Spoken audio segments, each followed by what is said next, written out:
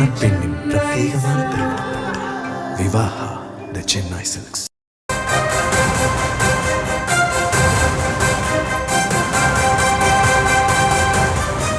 அதாவது அனுபவம் இருக்குன்னு எடப்பாடி பழனிசாமி அவங்க சொன்னாங்க, எங்களுக்கு அரசியல் அனுபவம் இருக்குன்னு. அவர் என்ன சொல்றாரு, கொள்ளையடிக்கிறதுல எனக்கு அனுபவம் கிடையாது, அம்மா அண்ணா எம்ஜிஆர் கட்சி வந்து அவங்க போக விட்டதான் அவங்களோட அனுபவம் அப்படின்னு விஜய் பேசுறாரு. நீங்க பேச மாட்டேன்னு சொல்ல அவர் அடிச்சு பேசிட்டு இருக்காரு. அவர் பேசுறதுக்கெல்லாம் நான் பதில் சொல்ல வேண்டியது இல்லை. நான் தான் சொல்றேன், நம்பியாருக்கும் எம்ஜிஆருக்கும் ஃபைட். இது கிளைமாக்ஸ் வந்தாச்சு. கிளைமாக்ஸில் போய் கண்டாலில் போயிட்டு அதெல்லாம் தட்டி விட்டு இப்போ எப்படி போகும்போதே தட்டி விட்டு போகிற மாதிரி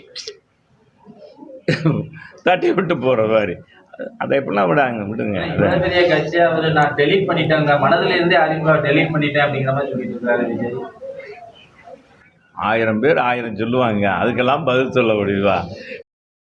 அதாவது அனுபவம் இருக்குன்னு எடப்பாடி பழனிசாமி அவங்க சொன்னாங்க, எங்களுக்கு அரசியல் அனுபவம் இருக்குன்னு. அவர் என்ன சொல்றாரு, கொள்ளையடிக்கிறதுல எனக்கு அனுபவம் கிடையாது, அம்மா அண்ணா எம்ஜிஆர் கட்சி வந்து அவங்க போக விட்டதான் அவங்களோட அனுபவம் அப்படின்னு விஜய் பேசுறாரு. நீங்க பேச மாட்டேன்னு சொல்ல அவர் அடிச்சு பேசிட்டு இருக்காரு. அவர் பேசுறதுக்கெல்லாம் நான் பதில் சொல்ல வேண்டியது இல்லை. நான் தான் சொல்றேன், நம்பியாருக்கும் எம்ஜிஆருக்கும் ஃபைட். இது கிளைமாக்ஸ் வந்தாச்சு. கிளைமாக்ஸில் போய் கண்டாலில் போயிட்டு அதெல்லாம் தட்டி விட்டு இப்போ எப்படி போகும்போதே தட்டி விட்டு போகிறோம். சட்டமன்ற தேர்தலில் எம்ஜிஆருக்கும் நம்பியாருக்கும் இடையில்தான் போட்டி என தெரிவித்திருந்தார் முன்னாள் அமைச்சர் செல்லூர் ராஜு.